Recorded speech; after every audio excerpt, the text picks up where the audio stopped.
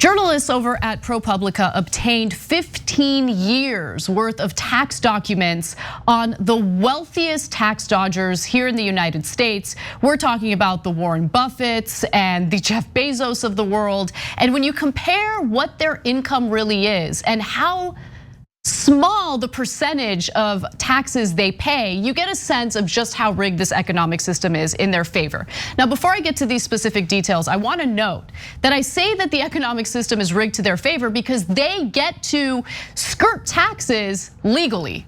The system is set up this way, so they're not breaking any laws. But for the first time, we really have a clear look, a detailed look based on tax filings, what the extent of their tax evasion really looks like. So, as ProPublica reports, to capture the financial reality of the richest Americans, ProPublica undertook an analysis that has never been done before. We compared how much in taxes the 25 richest Americans paid each year to how much Forbes estimated their wealth grew in that same time period. So you're looking at the growth of wealth and the portion of that wealth that was taxed. And as you can imagine, it was a very tiny portion. According to Forbes, those 25 people saw their worth rise a collective $401 billion from 2014 to 2018. They paid a total of $13.6 billion in federal income taxes in those 5 years, the IRS data shows.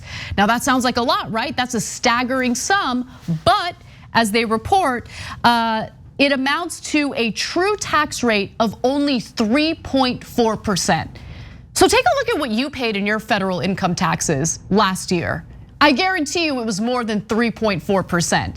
And right now we're talking about the wealthiest people in the country. We're talking about billionaires who have not paid their fair share. So I'm just gonna show one quick graph and I'll open it up to you, Cenk. So this is a fun graph that ProPublica put together. And so it shows you how much the wealth has grown between 2014 and 2018 for each individual. And so for Warren Buffett, for instance, you see that his wealth during that time period had grown by a whopping $24.3 billion. And when it comes to his taxes, he only paid 0.10% toward taxes. Again, I guarantee you, if you look at your own tax filings from last year, you paid significantly more. You look at Jeff Bezos, his wealth grew by $99 billion between 2014 and 2018, and he paid less than 1% in federal taxes on those earnings.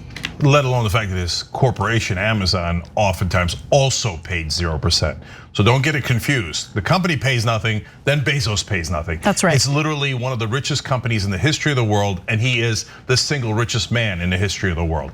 And yet he's paying less than 1%, and you're getting your ass handed to you on taxes. In fact, I'm gonna give you more details on that in a second. So, and a comparison. Look, I want you to understand the context of this as always. Right now, we're having a nonsense debate, a debate that Democrats are gonna lose anyway. Should we increase the top income bracket from 37% to 39.6%? The reason why it's a nonsense debate, and the reason why Biden is proposing it in the first place when he told donors that nothing would fundamentally change, is because even if it went to 39.6%, nothing would fundamentally change because they're not paying it.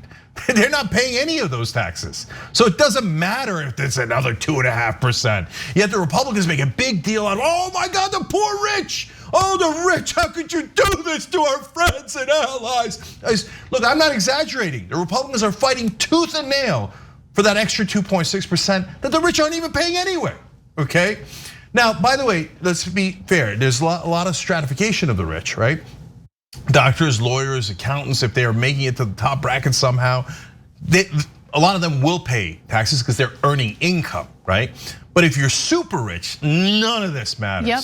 Okay, none of it. So it's all a joke, and the politicians know it's a joke, and they have this kabuki theater where they do fake fights, and then they let the rich get everything and pay almost nothing in taxes because the rich fund their campaigns. It's so simple. Not a single reporter in the country reports on it when they're covering politics. Thank God for ProPublica, which is independent and did a fantastic job here. Now we're gonna give you an infuriating follow-up in a minute about how the Biden administration reacted to this.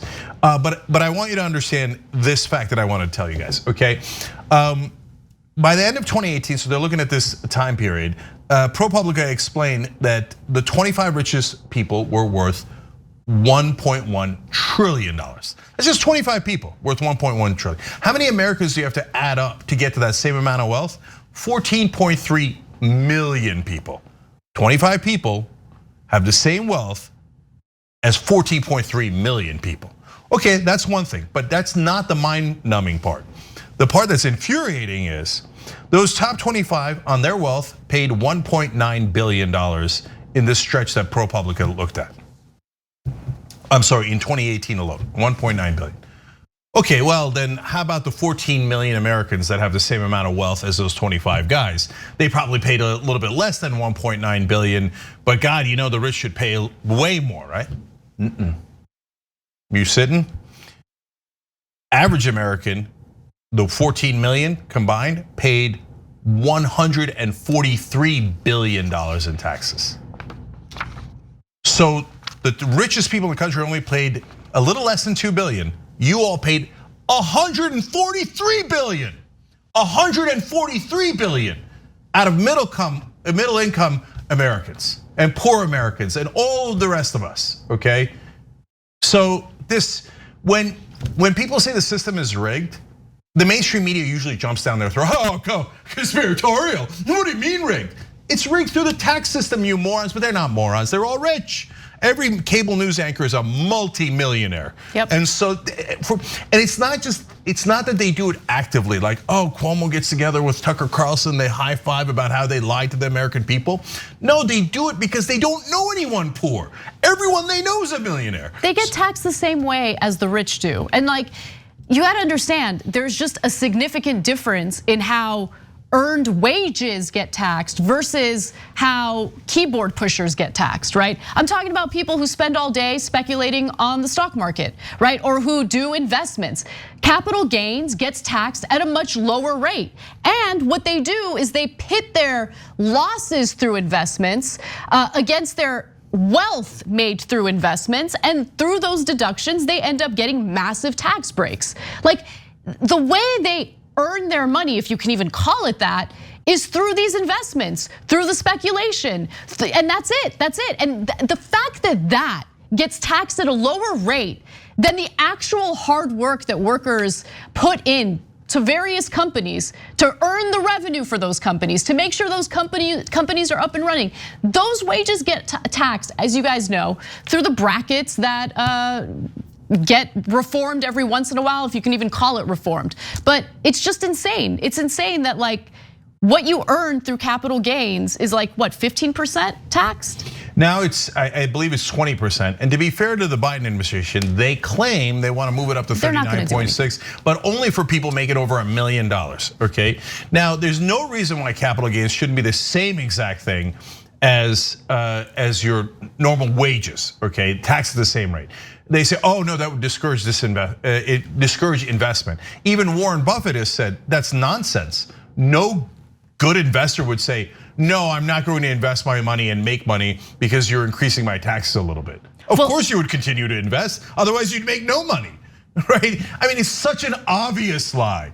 It's the most obvious lie of all time. And yet every Republican says it and half the Democrats say it. Now, so capital gains should be increased instantly, but I gotta be honest, I was a little, like the wealth tax makes sense in some ways, but then I'm worried about a couple of aspects of the wealth tax before when Elizabeth Warren introduced it, and there was a big discussion about it early in the 2016 campaign, etc. But this story makes me think, oh, right away, wealth tax. Yeah, okay. Of course. And here's why, guys, and you could do different layers to it too. Because I get why the tax system is set up the way that it is in terms of realized gains. So let me explain that to you, and let me explain why it creates too big a loophole.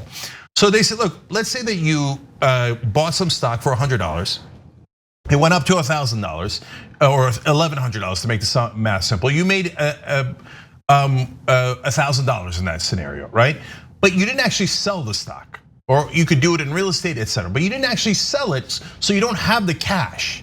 So now it's much more important when it comes to, for example, real estate than it is stocks because you could sell stocks pretty easily, but it's much harder to sell real estate. They're saying until you get the cash, you shouldn't have to pay the taxes because you don't have the cash. Now, if you're normal rich or beginning to get into that economic strata, then okay, that makes some sense, okay? But now you know what the ultra rich are doing? They're saying, okay, well, I got $100 billion sitting in stocks.